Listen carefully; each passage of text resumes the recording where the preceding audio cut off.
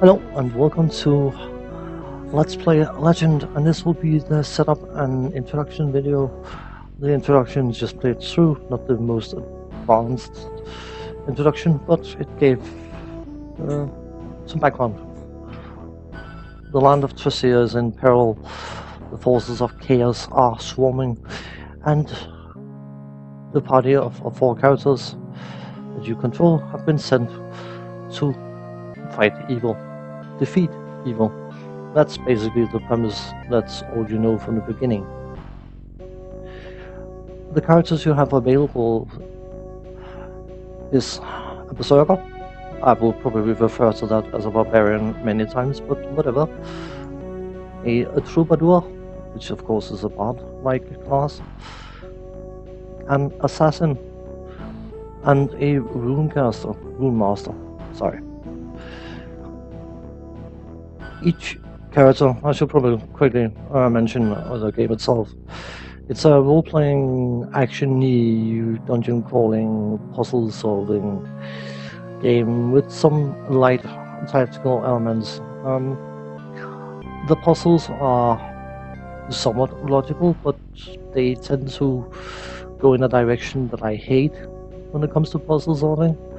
I like puzzles to have some sort of logical foundation, and you could argue that most of the puzzles may have, but for me it's always felt like I'm trying to reverse engineer the designer of the puzzles line of thinking and backtrack through that line of thinking in order to solve the puzzle, which I'm not a big fan of, but it is what it is, and if I want to showcase this game I will have to deal with it. So, statistics. AF is attack factor, the chance to land a hit. Defense factor, the chance of avoid being hit. AC, armor class, much like in old Dungeons and Dragons even. The lower the better, so -10 is better than 8. Strength for damage. Dexterity for to modify attack factor and defense factor. Speed is how quickly your characters will respond to your commands given. That's the quotation from the manual. Intellect, it affects the strength of spells, and the berserker probably wouldn't care about that. Constitution, hit points of course, but also the likeliness of resisting spells and paralyze and things like that.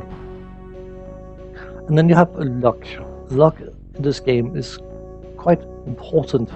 There's a lot of role-playing games out there where luck really doesn't matter, but luck, if your character is affected by an instant death attack, they will spend 1 point of luck avoiding that effect, which of course is fine and dandy as long as you have luck left. If you're reduced to 0 luck, then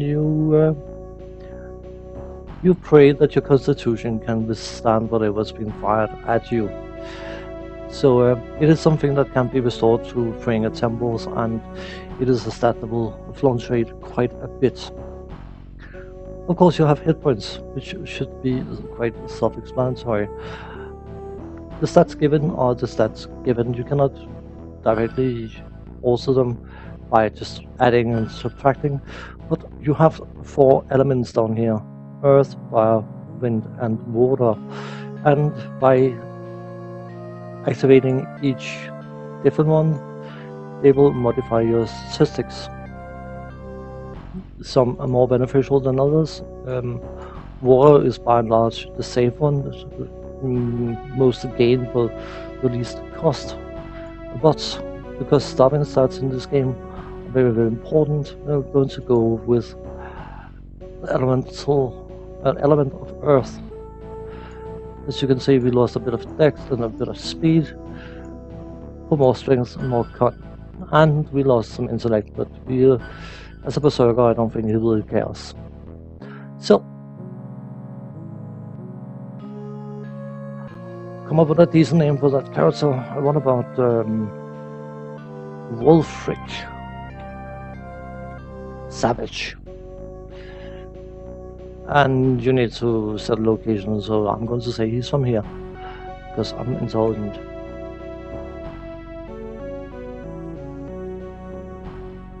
Next up, our troubadour.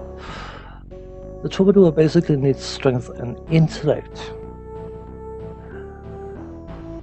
So, what can we do about that? We can gain a bit of strength, lose a bit of intellect. We can lose a lot of strength for a bit of intellect. We can lose 1 strength, 1 con for some dex or something. You know what? Let's just go with yeah. Unless of course I do this, which will give me a net gain of 1 intellect. That's the only change, basically, isn't it? Yep. Because you can combine elements. But, you know, let's do that. And I have the most perfect name for this character. Oh, in my book, anyway. Up, but up. Habaroni. Flamingo. And he's from here. Because here is a good place to be from. So, our next character. Assassin. Let us make the assassin female. Why not? The assassin wants dex and speed. And there's 1 element for that, and that is fire. Lose a bit of hit points, but you know what? It's not supposed to be hit. So,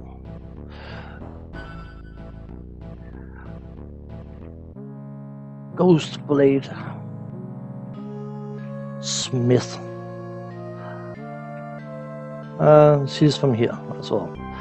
It may seem a bit silly using the name Smith, but you know, I was working hard to come up with a surname, epic sounding surname that I could fit in, but I couldn't. And since it's only the first name that really is on display most of the time, the surname doesn't matter. Unfortunately, you can't dismiss the surname, so Smith works. It's generic, it's perfectly fine. And of course, finally we have our Roon Master. And of course, you can probably imagine he wants intellect and speed. Wind is very aggressive. You lose quite a bit of constitution, 3 points of constitution, 2 points of strength. But the 3 intellect gain, it's only gaining 1 speed. But that intellect gain can make or break the character. It's actually worth starting out with some very strong stats. And he's not supposed to be hit. He'll probably get clobbered, but he's not supposed to be hit. So, let us call him a name I use for a lot of casters, male casters anyway.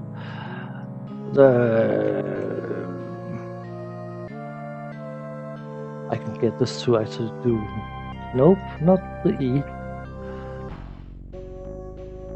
Come on, please. Could you go lowercase, please? Thank you. The the Wise. Yeah, and he's also from here. So, I will go further into details about the game as we get into the game itself, but I will call this a very short introduction. I could probably go directly into gameplay from here, but you know what, I would rather just keep it separate. It's a game I played many years ago alongside a friend, and we both quite enjoyed it. Uniqueness of this game is the spell system, and the spell system is used heavily in the puzzle solving, and that's where you have to reverse engineer the line of thinking used in order to work out what spells to actually use, because some of it seems quite logical and some of it not so much. The spell system is definitely what makes this game unique in many ways. I suppose the fact that it's a 4-player party real-time action game at the same time also somewhat unique, because this is from 1991, not to forget. But on that note, I'm going to say I hope you found this remotely interesting, and we'll carry on with the series. So as for now, thanks for watching, take care, we'll see you next time, bye bye.